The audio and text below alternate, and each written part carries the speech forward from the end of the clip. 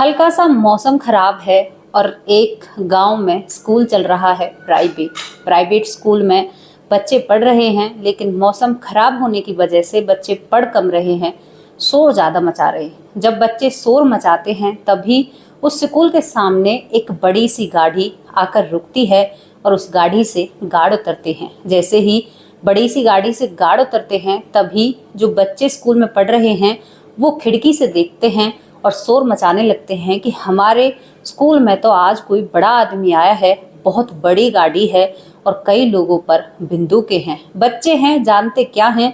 तभी उस गाड़ी में से कलेक्टर साहबा उतरते हैं और कलेक्टर साहब सीधा पहुंच जाते हैं प्रिंसिपल के केबिन में। वहां पर जाते ही प्रिंसिपल से मुलाकात करते हैं और उनसे एक व्यक्ति का एड्रेस मांगने लगते हैं।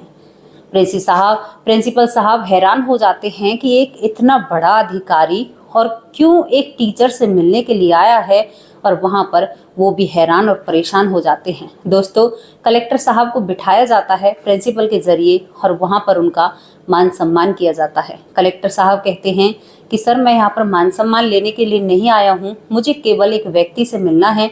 अगर आप चाहो तो उन्हें थोड़ी देर के लिए मुझसे मिला दो, क्योंकि मुझे उसके पैसे देने हैं।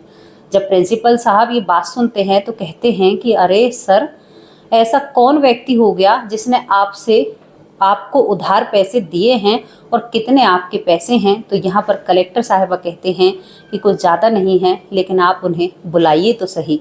अब प्रिंसिपल सर उनका नाम पूछते हैं तो नाम होता है उनका मुकेश सर। प्रिंसिपल सर जब सुनते हैं तो वो कहते हैं कि अरे सर, वो तो बहुत दिन पहले नौकरी रिटायरमेंट होकर यहाँ से जा चुके हैं।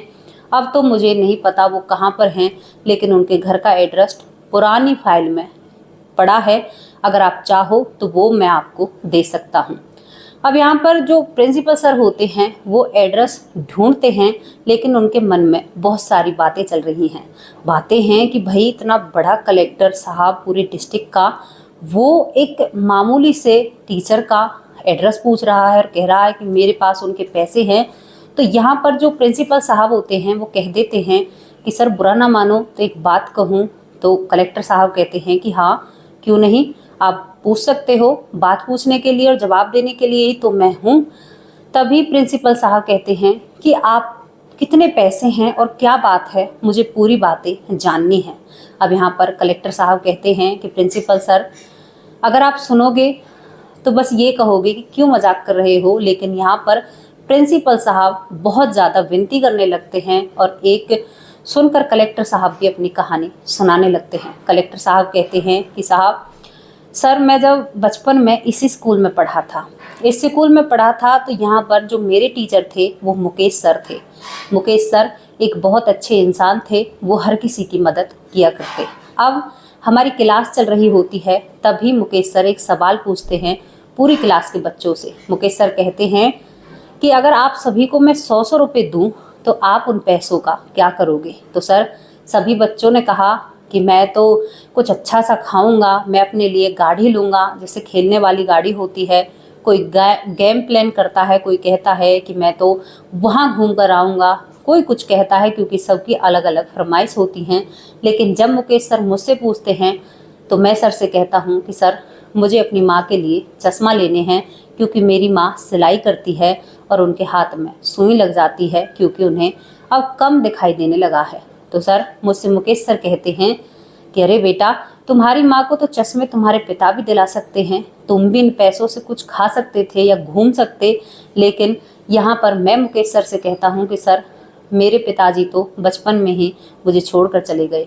यहाँ पर जो मुकेश सर थे वो जब कलेक्टर साहब की बातें सुनते हैं उस बच्चे की, तो वो भावुक से हो उठते हैं कि एक छोटा सा बच्चा और अपने परिवार के बारे में इतना सोचता है।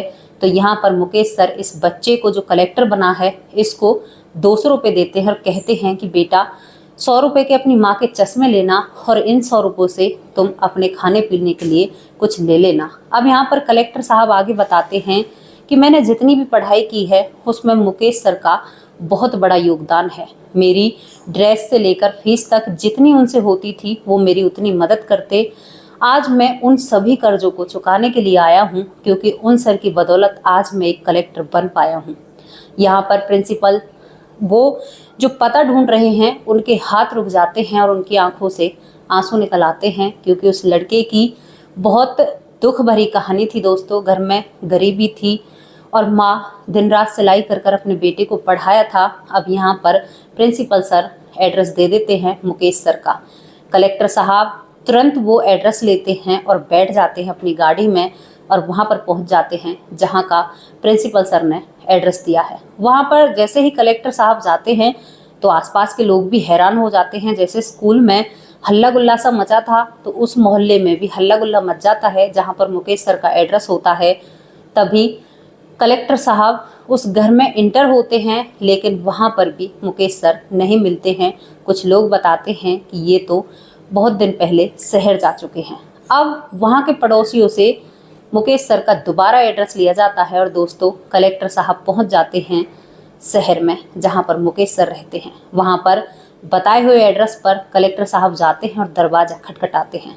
आप यकीन नहीं मानोगे, कलेक्टर साहब के पैर ज़मीन पर नहीं पड़ रहे थे, क्योंकि बहुत पुराने गुरु या एक शिक्षक या एक अपने सर से मिलने वाले थे जिन्होंने बुरे वक्त में उनका साथ दिया था। जैसे ही दरवाज़ा खुलता है तो दरवाजे पर मुकेश सर नहीं होते हैं। एक पल के लिए कलेक्टर साहब को हैरानी होती है कि कहीं फिर से वही माजरा तो नहीं है कि यहाँ से भी मुकेश सर कहीं और चले गए हों। लेकिन फिर भी कलेक्टर साहब पूछते हैं कि जी हम तो मुकेश सर के घर पर आए हैं। तो यहाँ पर जो दरवाज़ा खोलता है वो मुकेश सर का बेटा होता है, जिसकी शादी हो चुकी थी और उस पर एक बेटी भी थी।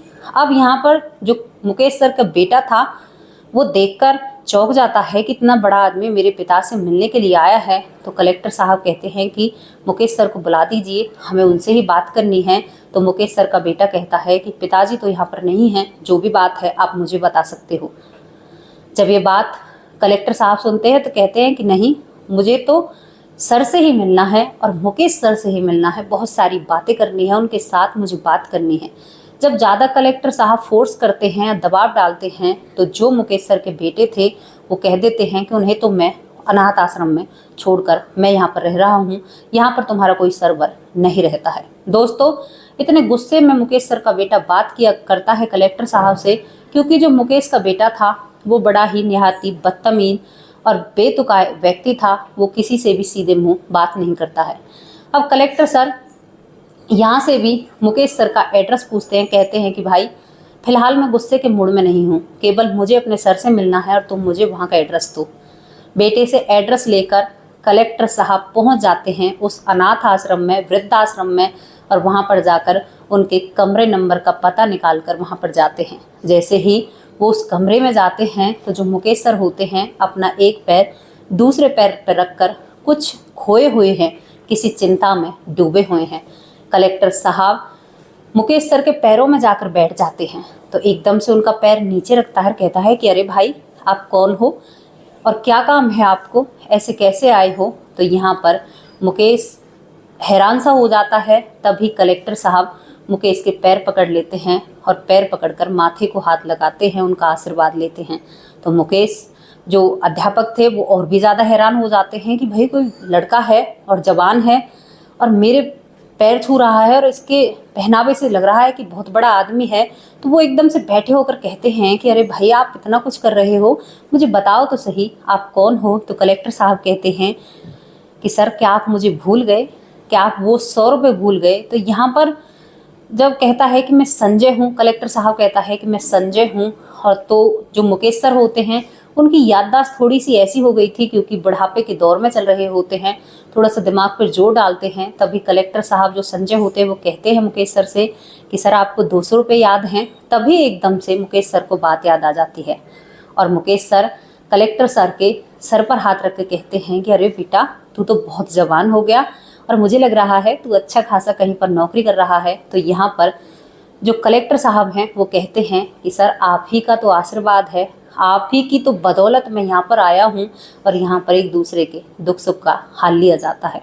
कलेक्टर साहब भी रोने लगते हैं, अध्यापक भी रोने लगता है, मुकेश सर। और यहाँ पर जब यहाँ पर कलेक्टर साहब कहते हैं कि आपका बेटा मिला था और उसका जो बोलने का लहजा था मुझे ठीक नहीं लगा और आपको भी वृद्धाश्रम में छोड़ दिया है, ऐसा क्यों हुआ। तो यहाँ पर मुकेश सर बताते हैं कि बेटा मेरी एक पोती है, छोटी सी है, उसे याद कर रहा था। तुम अभी आए थे तो मैं उसे ही याद कर रहा था।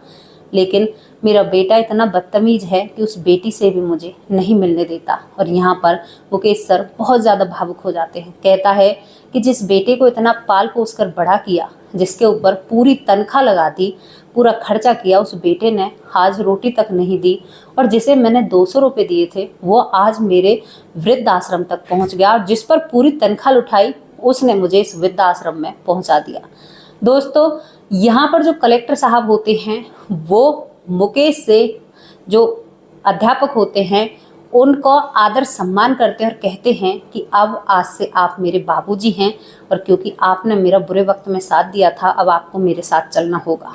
कलेक्टर साहब मुकेश सर का जो झोली होती है, जो एक झोला होता है जिसमें उनके कपड़े वपड़े रखे हुए हैं, उन्हें लेकर खड़ा हो जाता है मुकेश सर के सिराने और कहता है कि चलिए बाबूजी, आज से आपकी नई जिंदगी की शुरुआत है। मुकेश सर रोने लगता है, उसके कंधे पर हाथ रखता है और जोर से शाबाशी देता है। कहता है कि बेटा, मैं तुम्हारे साथ तो नहीं चलूँगा, लेकिन आज तुझे देख कर ना मुझे पूरी ज़िंदगी की जो मेरी मेहनत थी ना, वो लगा कि मेरी मेहनत कुछ रंग लाई है। वरना बेटे को देखकर तो हमेशा ऐसा लगता कि मैं काय बात का अध्यापक, जो ऐसे बेटे को मैंने पाल पोस कर बड़ा किया है। दोस्तों, कलेक्टर साहिबा ज़बरदस्ती अपने बचपन के सर को अपने साथ ले जाते हैं और अपने बड़े से बंगला पर गाड़ी में ले जाते हैं। वहाँ पर जैसे ही मुकेश सर को गाड़ी से उतारा जाता है तो मुकेश सर के स्वागत के लिए जो कलेक्टर साहिबा की पत्नी है और जो वो माँ है जिसके लिए 100 रुपये के चश्मे बनवाए गए थे, दोनों ही खड़ी रहती हैं और उनके पैर छूती हैं। माँ तो नहीं छूती है, लेकिन कलेक्टर साहिबा की पत्नी पैर छूती है। और यहाँ पर मुकेश सर को अंदर ले जाते हैं, बहुत अच्छे से इनको प्यार किया जाता है। और यहाँ पर कलेक्टर साहिबा की एक बेटी भी होती है, वो भी अब मुकेश सर को दादाजी बुलाती है और मुकेश सर को नहला धुलाकर उसी घर में शामिल कर लिया जाता है। और कलेक्टर साहब कहते हैं कि बाबा, आज से तुम्हें यहीं पर रहना है और ये घर हमारा नहीं है, तुम्हारा है। जैसे तुम कहोगे ऐसे ये घर चलेगा। दोस्तों, मुकेश की आंखों के आंसू रुक नहीं रहे थे। वो हमेशा यही सोच विचार में रहता कि मैंने क्या 200 रुपये का इतना बड़ा परिणाम मुझे मिलेगा, वो सोच में रहता। अब दोस्तों, मुकेश सर कहाँ जो वृद्धाश्रम में रह रहे थे, आज वो एक बहुत बड़े बंगले में रहते हैं। टाइम पर खाना, नहाना, पीना, अब वो भक्ति भी करने लगते हैं और उनका जीवन बहुत अच्छे से चल रहा था। कलेक्टर साहब जब भी सुबह ड्यूटी जाया करते तो अपने पिताजी से आज्ञा लेकर जाते और घर आया करते तो भी उन्हें पिताजी ही गुरुजी बोला करते। गुरुजी कर कर कलेक्टर साहब बाई का मुंह सूख जाया करता। और दोस्तों, समय निकलता है। अब मुकेश सर का जो बेटा था जो बेकार था, वो एक केस में फंस जाता है। वहाँ पर उसे जेल सजा होने वाली थी, उसके ऊपर मुकदमा चला हुआ। तो उसे भी पता चल जाता है कि मेरा पिताजी कलेक्टर साहब के घर रहता है। तो यहाँ पर मुकेश सर का बेटा अपने पिताजी से मिलने के लिए आता है, क्योंकि उसे अपनी ओर से सपोर्ट चाहिए था कलेक्टर साहब का, क्योंकि कलेक्टर बहुत बड़े होते हैं।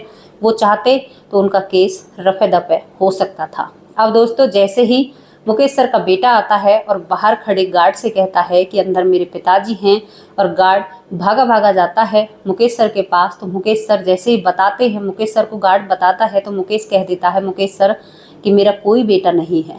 मेरा बेटा तो उसी दिन मर चुका था जिस दिन उसने मुझे वृद्ध आश्रम में छोड़ा। उससे कह दो कि यहाँ से चले जाओ, यहाँ पर तुम्हारा कोई पिता नहीं है। अब गार्ड जैसे मुकेश सर ने कहा था उसी तरह आकर इस बेटे से कह देते हैं, लेकिन ये बेटा मानने वाला नहीं होता है दोस्तों, और जोर जोर से अपने पिता का नाम लेकर मुकेश बाबूजी चिल्लाने लगता है।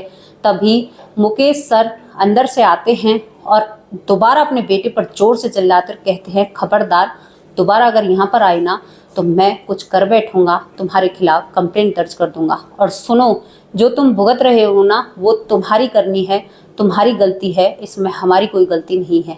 मैं तुम्हारे लिए उसी दिन मर चुका था, तुम्हारा कोई पिता नहीं है।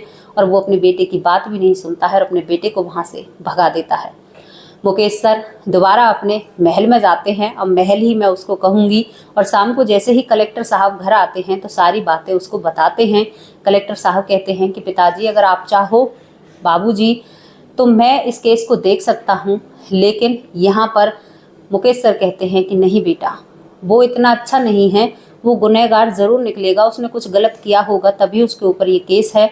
तो तू इस केस में हाथ मत डालना, जो भी है वो खुद भुगतेगा, हमें उससे कोई लेना देना नहीं है। क्योंकि कलेक्टर साहिबा का कहना था कि पिताजी अगर आप कहोगे गुरुजी तो मैं देखूंगा कहीं आपका बेटा बेकसूर है, लेकिन यहाँ पर गुरुजी कह देते हैं कि बेटा मेरा तो बेटा तू ही है, वो मेरा बेटा नहीं है। दोस्तों यहाँ पर स्टोरी खत्म हो जाती है, सभी परिवार मिलजुल कर रहते हैं, मुकेश सर हमेशा कलेक्टर साहब के साथ रहते हैं। तो कैसी आपको स्टोरी लगी? आपको जैसी भी स्टोरी लगी आप अपनी राय कमेंट बॉक्स में रख सकते हैं। दोस्तों आज के युग में लोग लाखों का एहसान भूल जाते हैं, लेकिन कलेक्टर साहब ने 200 रुपये का एहसान याद रखा। और क्या पता था मुकेश सर को कि उनके ये 200 रुपये दिए हुए किसी दिन उनके इस तरह से काम आएंगे, उनका बुढ़ापा अच्छे से कटेगा। तो तभी तो हम कहते हैं कि हमेशा हमें अच्छा करना चाहिए, पता नहीं किस वक्त हमारी अच्छाई हमारे काम आ जाए। तो ये स्टोरी आप लोगों के सामने थी, जैसी भी आपकी राय है अपनी राय कमेंट बॉक्स में जरूर रखना।